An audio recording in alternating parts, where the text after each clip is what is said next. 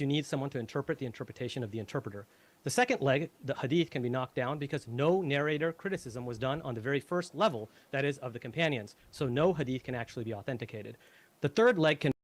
Example, this was just something that came to my mind when you mentioned it, where the argument was made that the reason that person was saying that I reject hadith, and matter of fact, his name is also Javed, but the last name is different. Hashmi, yeah. So he was saying that... had a debate with him. Yeah, I think there was a debate between him and Daniel, brother Daniel. Oh, that guy. Okay. I know what you're talking about. Right. So he kind of falls in a 6-hour debate, that like really long one. Yeah, it was a really long. Yeah, it was a really long one. But he made this point that the reason I reject a lot of these hadith is because...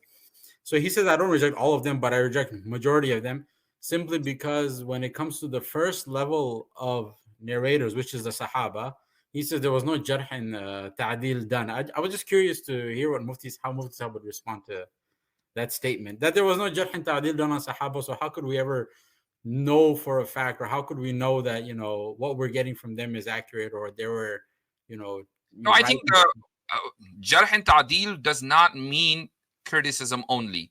Yeah. So because jarh goes with the ta'dil. When we say ilmul jarhi wa ta'dil, it means that it is a science that talks about declaring who is authentic and declaring who is not authentic and credible. So Quran, Allah subhanahu wa ta'ala has already declared their credibility by saying radiyallahu anhum wa radu an. So that is their ta'dil. So we don't need any jarh. The ta'dil has already been established. That's the usul.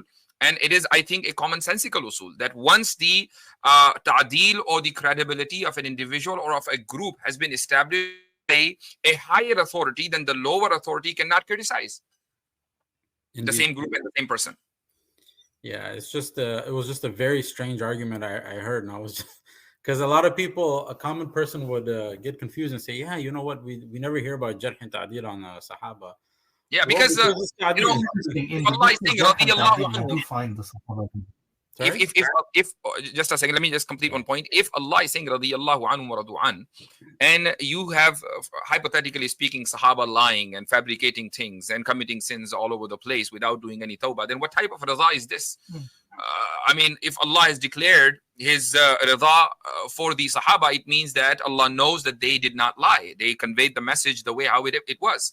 That is their ta'dil.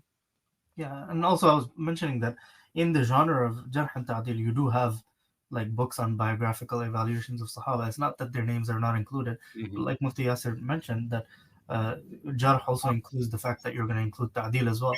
And they're all, people on whom ta'dil have been done. Number one, by Allah subhanahu wa ta'ala, but also by, their contemporaries and even people after them. Right? There's plenty of ta'dil that's done. Indeed. So had you had like a Sahabi, let's say hypothetically, had you had a Sahabi that, made things up or had weak memory, you would have like, tabi'un that would have said so, right? And you don't find... They say that there were Sahaba that committed sins and stuff like that. So why couldn't they perhaps lie also or something? They would, that's how they would retort. No, I mean, this is just a guesswork. I mean, you need to prove that this Sahabi actually lied. You cannot just say they can. Yes, I mean, same can be said about Anbiya alayhi salatu wasalam. They were human. They had qudra on lying, but they didn't lie.